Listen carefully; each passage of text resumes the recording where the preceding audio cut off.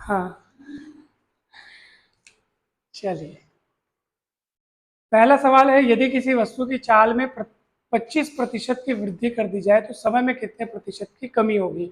मतलब यहाँ पे किसके किसके बारे में बात नहीं की गई है, दूरी के बारे में। मतलब दूरी फिक्स है, समझ जाओ।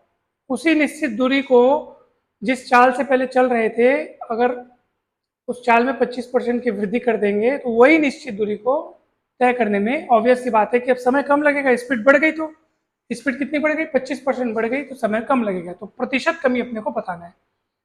तो ध्यान दीजिएगा, मान लो पहले चाल है V1 बोल दो, ठीक है, और उसको आप कुछ मान लो 100 किलोमीटर प्रति घंटा, अपने मन से कुछ भी मान लो। तो सबसे प्रतिशत का बात चल रहा है ना, तो सबसे सरल आंकड़ा 100 ले लेते हैं, सरल पड़ता है।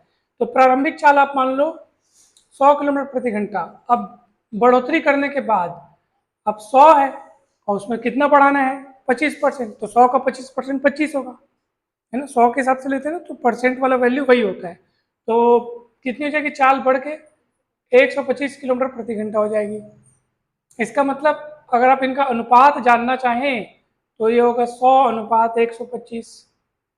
तो ये 25 से कटेगा, 25 चौक 100, 25 पंचे 125, कितना आ गया, V1 अनुपात V2 कितना आ गया, 4:5 आ गया। अब आपको पता होगा ये बात कि चालों का जो अनुपात होता है वो समय से अनुपात से उल्टा होता है। क्यों ऐसा होता है, तो मैं आपको बताया था, चाल बराबर दूरी बटा समय।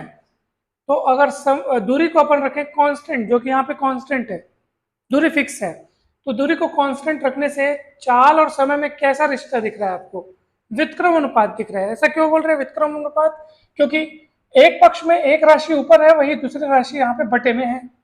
तो व्युत्क्रम अनुपात दिखता है ना, तो उसको अपन किस तरीके से देखते हैं, अगर V1 अनुपात V2 है तो यहाँ क्या हो जाएगा, T1 अनुपात T2 नहीं होगा, क्या होगा, हाँ, जब दो क्वांटिटीज एक दूसरे के व्युत्क्रम अनुपात में हो, एक उधर ऊपर एक इधर नीचे, ऐसे आड़े तिरछे में हो, तो व्युत्क्रम अनुपात होने के केस में अगर पहले को आप 1:2 लिखोगे तो दूसरे को क्या लिखोगे, 2:1 लिखना, ठीक है। और अगर कोई दो क्वांटिटी अगर समानुपात में है तो इधर 1:2 होगा, तो उधर भी क्या होगा, 1:2 होगा।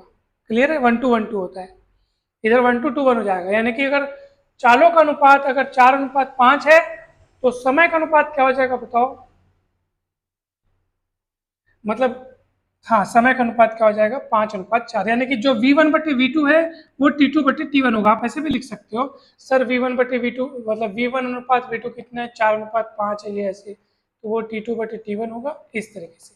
अगर आपको T1 रेशियो T2 चाहिए तो आप पलट लो, 5:4 किलो, कंफ्यूजन वाली बात नहीं है। अगर आप ये लाइन उड़ा देना चाहते हो तो बस इतना देखो कि V1 अनुपात V2 अगर 4:5 हुआ है तो T1 अनुपात T2, देखो 1:1:2, तो इसको पलटना पड़ेगा, ऐसा है। अगर आप V1 अनुपात V2 4:5 लिख रहे हो तो T1 अनुपात T2 आपको 5:4 लिखना पड़ेगा, ठीक है, पक्का। यानी कि आप खुद देख लो समय में कितने की कमी आई, आप देख लो कितने की कमी आई, 1 यूनिट की कमी आ गई। तो 1 यूनिट की कमी आ गई तो आप जितने की कमी आई उसको ऊपर लिखो, नीचे में, क्योंकि अपने को परसेंट जाना है तो परसेंट प्रारंभिक मान के हिसाब से ज्ञात किया जाता है। मतलब समय पहले 5 था, अब 4 हो गया, तो कितने की कमी आई, 1 की कमी आई। और किसमें 1 की कमी आई, 5 में 1 की कमी आई तभी 4 हुआ वो। तो जिसमें कमी आई यानी शुरुआत वाला मान यहाँ रखा जाता है और ऊपर कितने की फर्क है ऊपर लिखा जाता है, और गुणा 100 करके आप परसेंट का चिन्ह लगाओगे तो आपका आंसर आएगा, ऐसे।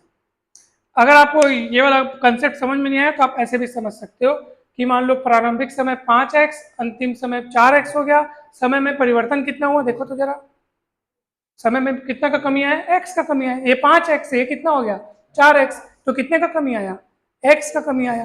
तो समय परिवर्तन जानने के लिए क्या लिखते हैं, समय में कमी बटे प्रारंभिक समय गुणित 100। तो समय में कमी लिखेंगे x, प्रारंभिक समय लिखेंगे 5x, गुणित 100 करेंगे, परसेंट लगाएंगे तो आखिर x कट ही जाएगा, 1/5 × 100 वैसे भी आएगा। समझ में आया कि नहीं बताओ, कोई डाउट है क्या। ये पहला तरीका है।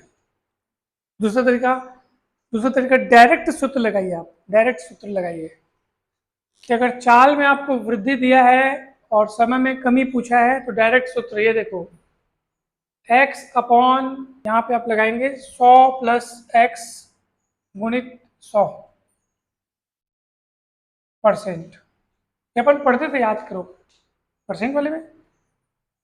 x अपॉन 100 प्लस एक्स गुणित 100, ये x क्या है, जितना परसेंट चाल में वृद्धि हुआ है। कितना परसेंट वृद्धि हुआ है 25%। तो 25 अपॉन 125 हो जाएगा, 100 हो जाएगा, 25 एकम 25 पंचे 5 एकम 5 20% आंसर आ गया। अगर चाल में x% की वृद्धि होती है तो समय में कितने परसेंट की कमी होगी, तो x अपॉन 100 प्लस एक्स गुणित 100। सूत्र याद करो, तुरंत सवाल बनेगा, और ये वाले तरीके से बनाओगे तब भी बनेगा। दोनों अच्छा तरीके, दोनों बढ़िया है। चलो दूसरा वाला आप बना के दिखाओ मेरे को। ये जस्ट उल्टा है, इसमें बोल रहे चाल में 20% कमी कर दी जाए तो समय में कितने परसेंट वृद्धि होगी। इसमें हाँ, यहाँ पे माइनस हो जाएगा। और इस तरीके से भी बना के देखना आप लोग।